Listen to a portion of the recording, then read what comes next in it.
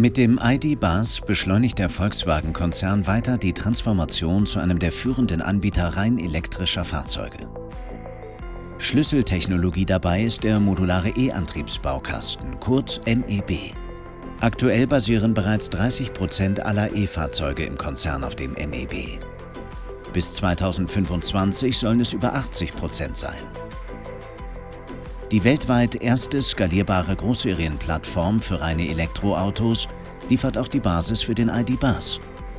Die wichtigsten Antriebskomponenten, der Motor und die Achsen, werden an den Standorten der Volkswagen Group Components in Kassel-Baunatal und Hannover-Barsinghausen gefertigt.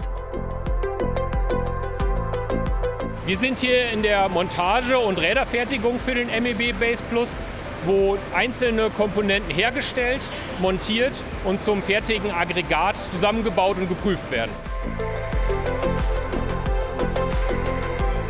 Der MEB Base Plus, das ist der erste Antrieb in den modularen Elektrobaukasten bei Volkswagen. Und was wir hier sehen, ist eigentlich die Einzelteile des Antriebs, untergliedert in 5 Baugruppen. Knapp 120 Einzelbauteile für einen Motor, für ein Getriebe und eben auch für die Leistungselektronik in einem.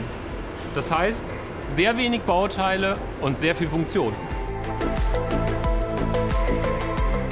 Hier bei Volkswagen in Kassel sind schon länger als 10 Jahre dabei, Elektromobilität zu betreiben.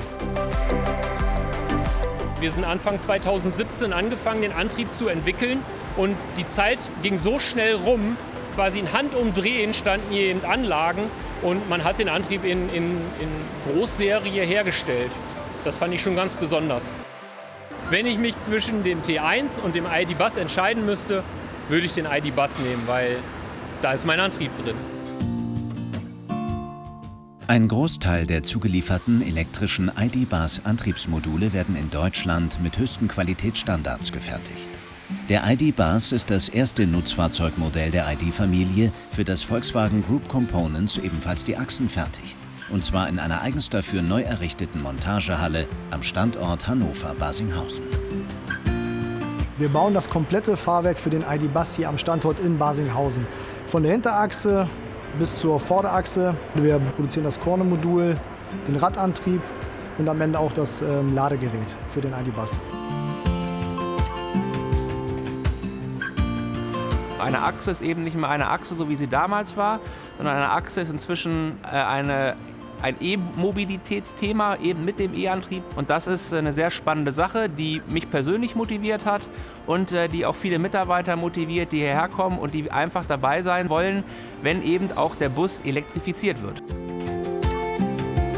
Wir gehen wieder so ein bisschen back to the roots. Beim T1 kennen wir das, da hatten wir einen Heckantrieb. Und genauso ist es jetzt auch hier bei diesem E-Fahrzeug beim ID.Buzz. Wir wandern jetzt mit dem Antrieb auf die Hinterachse, wo das Fahrzeug angetrieben wird. Mit dem Herzstück, dem E-Motor, da beginnen wir, stecken die Gelenkwellen rein und dann kommen wir eigentlich auch schon zu unserer kleinen Hochzeit, wie wir sie genannt haben.